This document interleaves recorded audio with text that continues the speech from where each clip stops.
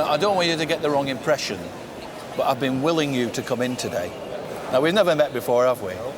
But anybody who collects Pilkington pottery, let's say that again, Pilkington's Lancastrian pottery is my sort of person. Yeah. Let's first of all explain that Pilkington's Royal Lancastrian Pottery is based at Swinton, at Clifton Junction, which is how many miles away from here? About 12. About 12 miles away? Mile, yeah. Okay. And for my money, it's the premier art pottery of the late 19th, early 20th century. I'm biased because I'm a Lancastrian. You'll forgive me that, won't you?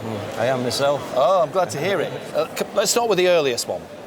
The plate at the end is dated 1906. Now, it's interesting because it's actually been signed by somebody called Foy Evans. And to be frank with you, I don't know who that is because I'm still learning. We know the plate's Pilkington because I've had a sneaky look on the back and it's got an Impress P, which is a mark you get on pots which tend to be late 19th, early 20th. Now, because it has the possibility of being an outside decorated piece, it's difficult to value. So I could only hazard that, you know, a collector may venture somewhere in the region of around about maybe £150 for it or thereabouts. Am I on safe territory? Yeah. What did it cost you? 115. Right, okay.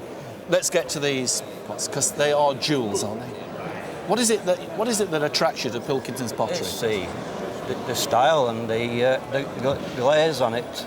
Let's give it a twirl because the thing with Lancastrian pots is that they change colour almost in different light. Artificial light, strong daylight, evening light.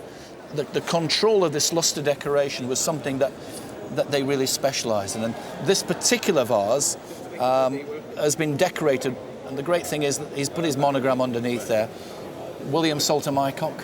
Yes. A great servant to the Pilkington pottery. I mean, he's there in the early days. The golden age is really just before the First World War. So that's William Sowerby. Value, well, I would go in there today and say that's around about £1,500. Yeah. Okay, are we quids in here or so far? Yeah. Good. And then this little fella. Let's just give it a twirl because you've got that lovely frieze, that lovely band, and this fabulous ruby lustre.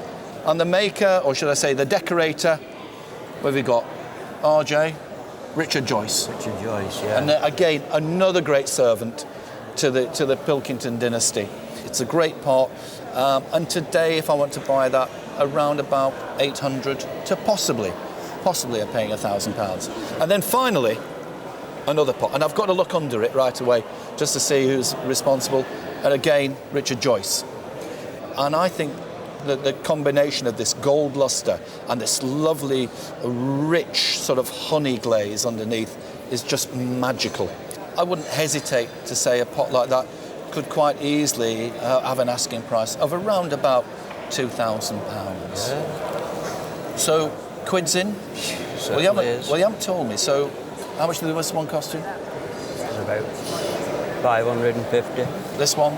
400. 700. See, and you were buying these how long ago? The 80s. 80s. Have you ever bought a crystal ball? No. I don't think you need one. No.